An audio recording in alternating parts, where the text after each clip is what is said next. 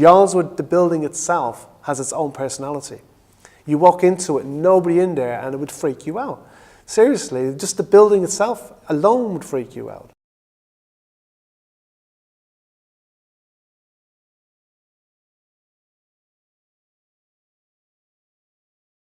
Every aisle and every room that you were in, there were cameras everywhere. It's a bit like a maze. It's like a rabbit warren, really. It was very disorientating. The windows, there wasn't much natural light coming through. They had what's called air pockets, where the doors would be locked. So it wasn't a freedom of movement as one would expect from a non-prison environment. So it was an environment that was quite intimidating. You know, officers used to storm into the rooms. I'd say, "What are you doing?" You know, very conscious, you know, the ladies behind the door. It's just common courtesy to knock at the door. But they had this mentality, it was their right to do that, making inappropriate comments, sexual inappropriate comments. The way they used to look at the females, it just didn't sit right with me. They were very, like predators in that way. And I remember feeling uncomfortable in lots of situations to a point where I knew in myself, if I'm feeling like this, I know it's wrong. One of the incidents was a lady who refused food. She got to a point where we're on day 28, I think she had nothing to eat. And they were giving her glucose and she was refusing this. And I was caught in the dilemma between life and death. And I'm a nurse, I'm there to ensure that people live, not die. But if people are dying, they die gracefully through terminal illness and so forth. And I realised then that how significant that was, how significant Yarlswood was for someone to actually go to that point of starving themselves to be released. Many stories I've heard about people in tears, really, really sad stories about people who've left their families, children have died, the families have, you know, they've lost their families through wars. They've lost people personal to them. They've lost everything. People have been we get professionals coming through. And when I used to do assessments, mental health assessments, I used to get nurses and officers knocking on the door telling me to hurry up in the middle of the assessments. And I used to look at the resident, they'd look at me and you could see the terror on their face. I said, "That's very rude," I'd say to the resident. And they'd say nothing, they'd put their head away. And I said, "Well, you know, what are you doing?" I said, "I'm in the middle of an assessment here. Don't just barge into the room."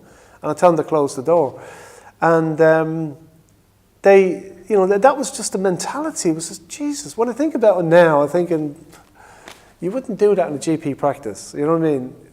Why would you do that here? And it was a culture that had bred. It just bred this culture, this Yarlswood place, this detention bred this culture of people to act that way. I found this policy, and in the policy it said that 25% of the workforce, healthcare workforce, should be dedicated mental health. That means 5 healthcare staff should be focusing on mental health alone. So I raised this with the contract manager. I said, "Why am I the only dedicated part-time worker doing 3 days a week when there should have been 5 mental health workers?" So there should have been 5 There should have been 5 full-time workers. And there was one There was 1 part-time worker dedicated.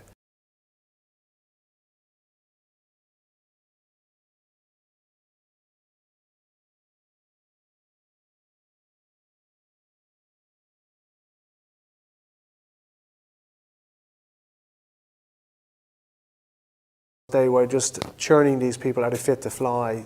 I mean, you would have a label, are they fit to fly, in their folders. Next please, next please. That's the way the system was. I raised issues that we're actually missing people. They're getting deported and removed from this country without getting a fair trial. They're not getting proper mental health assessments. I mean, we have the evidence. They've been told they've been suicidal, they've been told that they're self-harming, but they never got referred to me. So we need to do something about this. And I knew what I was doing at that point was I was raising concerns. I knew I was whistleblowing at that point. And I was hell there after that.